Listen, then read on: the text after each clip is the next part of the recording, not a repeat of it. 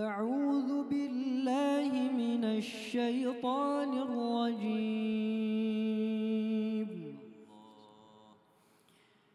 إن الذين قالوا ربنا الله ثم استقاموا تتنزل عليهم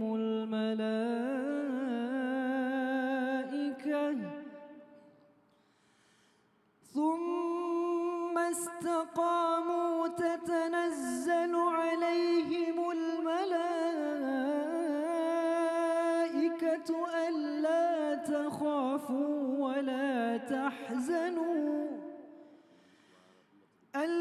تخافوا ولا تحزنوا وأبشروا بالجنة التي كنتم توعدون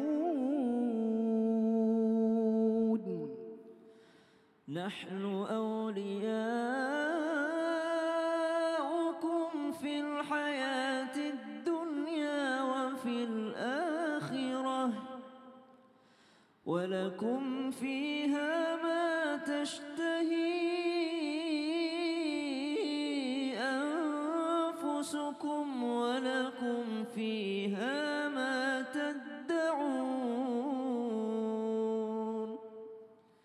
نزلا من غفور رحيم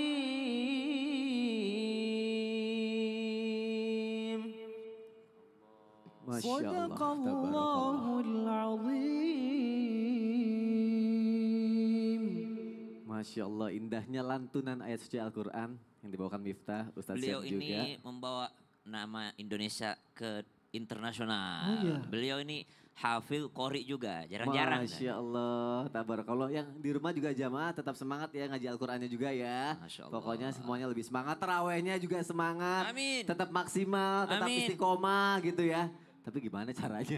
Biar? Tetap istiqomah, tetap maksimal tarawehnya. Terawihnya. Iya. Oke, Kalau siap. Ustaz Syam silakan. Kita boleh Baik. duduk lagi. Terima kasih Miftah, The Custom, tabik guruku Ustaz Maulana, Mas Soni, Habib Muhammad serta guru-guru kami yang dimuliakan Allah Subhanahu wa taala. Maka kalau ditanyakan bagaimana agar bisa istiqomah dalam ibadah wabil khusus pertanyaannya tentang tarawih, maka perlu kita ketahui salat tarawih ini daripada sunnah qiyamul lailnya Nabi sallallahu alaihi wasallam. Sunnah qiyamul lailnya Nabi sallallahu alaihi wasallam lalu diteruskan oleh Sayyidina Umar bin Khattab radhiyallahu anhu warda Amirul Mukminin dengan salat berjamaah setelah salat Isya yaitu salat tarawih. Maka bagaimana agar bisa istiqomah? Yang pertama ketahui keutamaannya. Salat tarawih yang dilakukan, qiyamul lail yang dilakukan di bulan suci Ramadan nilainya seperti daripada salat fardu di luar Ramadan.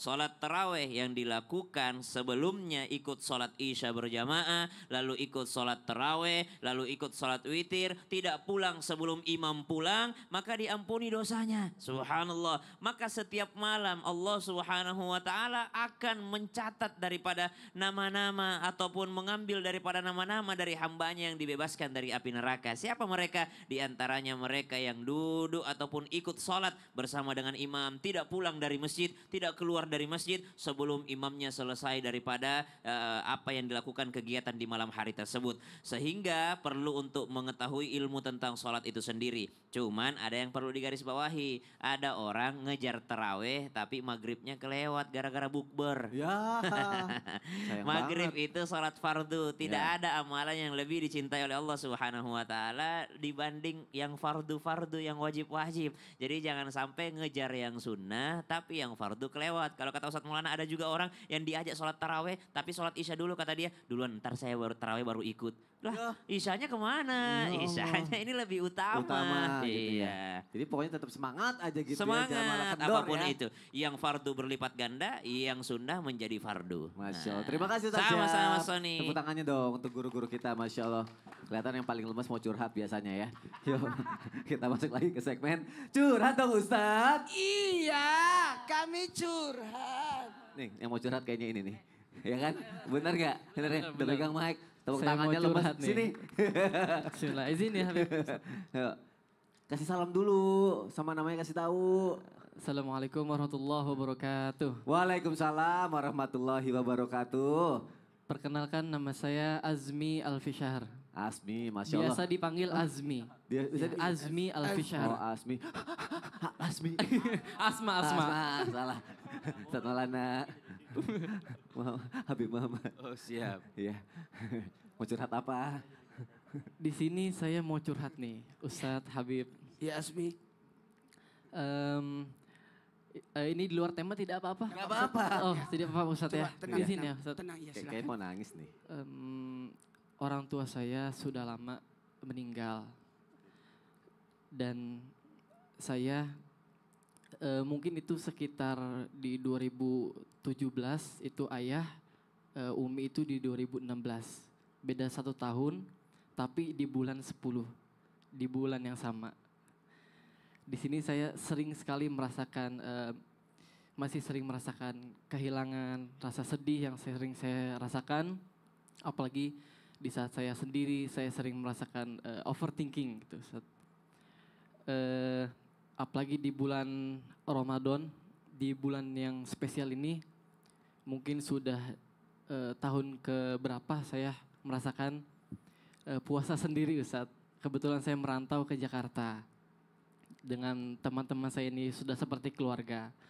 Dan intinya bagaimana sikap saya agar bisa menerima dengan ikhlas dengan perginya kedua orang tua saya, untuk bisa ikhlas, ridho, dan juga dengan keadaan yang Allah berikan kepada saya, walaupun memang agak berat untuk diterima Ustadz.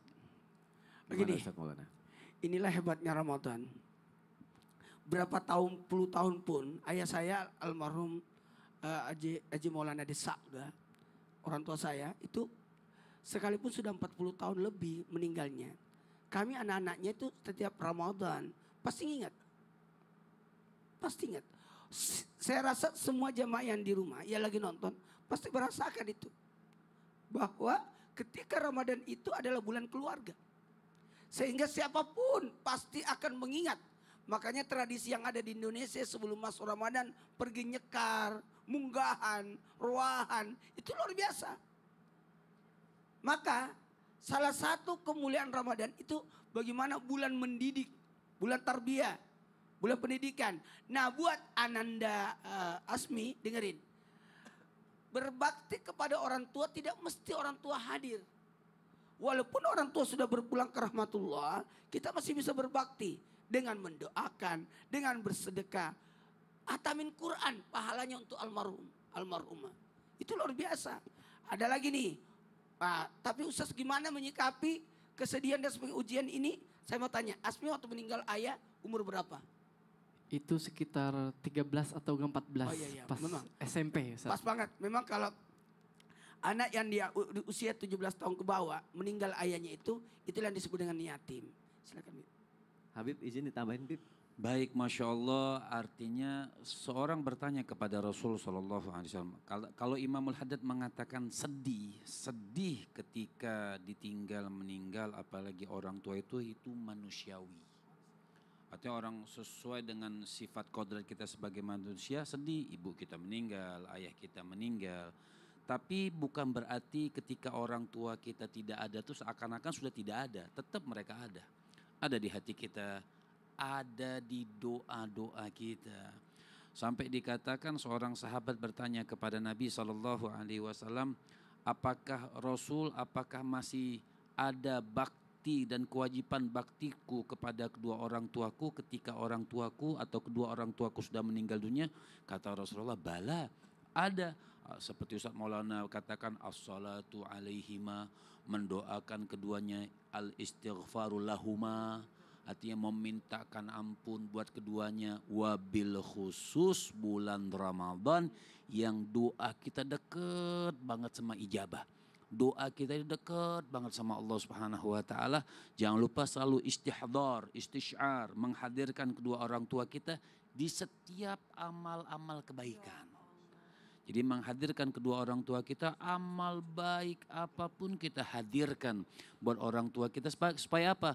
Supaya di bulan Ramadan ini kuburannya diluaskan, diberikan sinar, rahmat, kasih sayang Allah Subhanahu wa taala. Jadi jangan pernah khawatir orang tua hanya terpisah di dunia tapi tetap tidak akan terpisah di dalam hati kita. Terima kasih guru-guruku, insya Allah ini bisa terjawab ya, Asmi bisa Amin. lebih menenangkan ya. Amin, amin. Jamaah juga jangan kemana-mana ya, tetap di Islam itu indah. Jamaah oh jamaah, alhamdulillah.